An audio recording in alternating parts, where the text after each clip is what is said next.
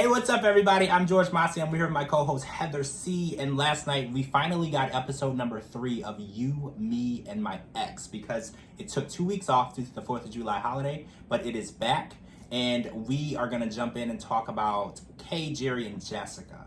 So Kay has been there for 1 week in the family household with Jessica, who is Jerry's ex-wife, and her kids, and it is now family ski trip.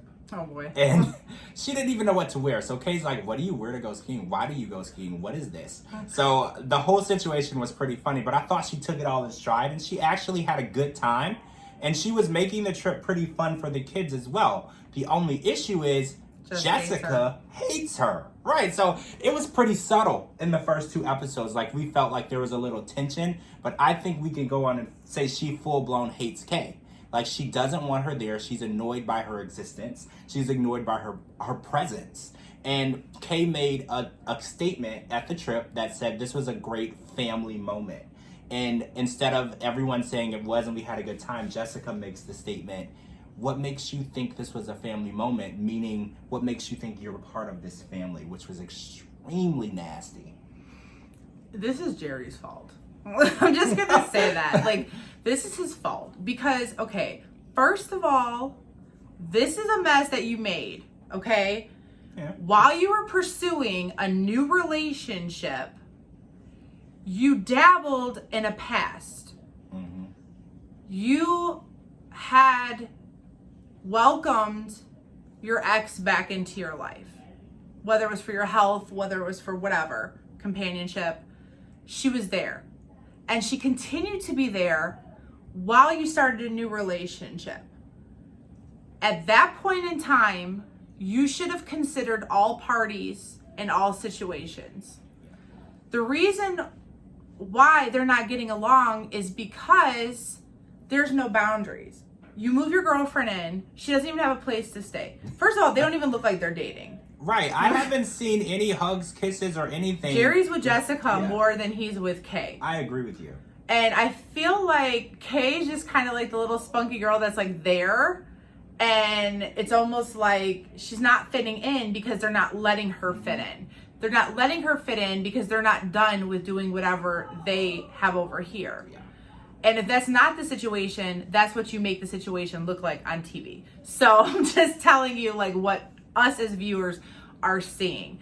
I think that, like I said in the last podcast we did of this, I think that Kay was in the right to say to Jessica, let me know what's up. If you like me or hate me, I don't care what the situation is, but I'm trying to be the bigger person and you're giving me side eye. Jessica had numerous times to say, I don't mess with you. She's going to the wrong person. She's going to Jerry with her feelings. Go to the source. Right, because Jerry is not... He's not doing anything for you. Right, he's not doing anything with the information. He's taking the information and he's keeping it to himself. And it's making this whole situation worse. And we saw at the end of the episode last night, Kay is about ready to call it quits with being nice. One of them needs to go. Not out of his life, but out of the house. Yeah. Because that is not even an ideal situation. There's too many feelings involved. And it's funny because it's never from the kids. It's always from like the women. The kids are fine. You know what? It's just, they need to get it together because it's a sad situation. Because I feel like he still likes his ex. That's how I feel. I feel like the love for his ex is so much deeper than the love he has for Kay. And I feel like that it's never a new relationship can't come when you're in love with someone that much. Seems like Kay's something fun. And his wife or ex-wife is long-term. That's what the vibe we're getting. I agree. We'll see. So let's talk about John and April.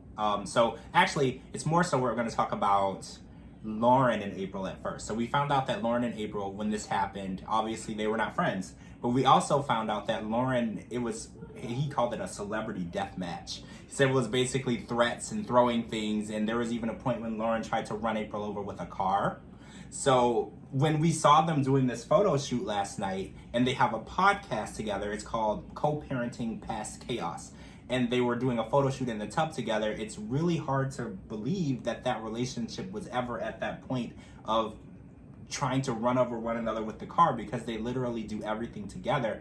And it's amazing how they've come out of it. I think her metaphor was we were in a fire and we came out and we weren't that badly burned, so we just threw in the towel. And I think it's amazing. They're doing amazing things, and John finds it really odd when he finds his ex-wife and his wife at home in the tub together.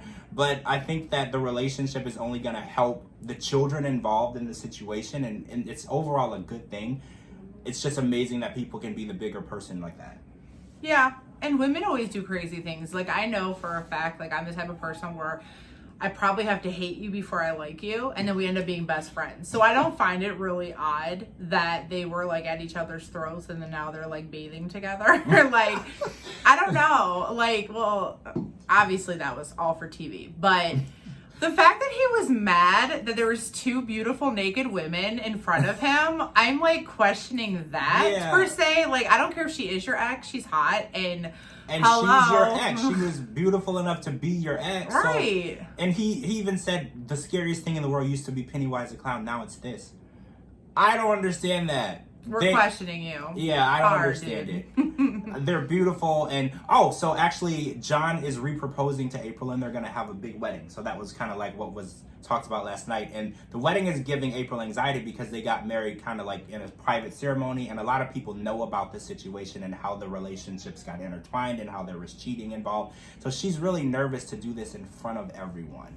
Screw it. Who cares what they makes think? You happy. You're happy. Lauren is happy. Your children are happy. No one is ever going to be happy except for you.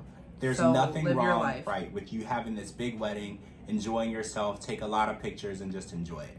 All right, guys, that's it for part 1. We're going to come back with part 2 and talk about the new couple we met this week and all of the layers of their story as well. So thank you so much for joining us. I'm George Mossey. This is my co-host, Heather C. And we can't wait to live tweet with you guys every Sunday night. Make sure you do. I'll put our Twitters and Instagrams at the bottom. And again, thanks for joining us. We'll talk to you guys real soon.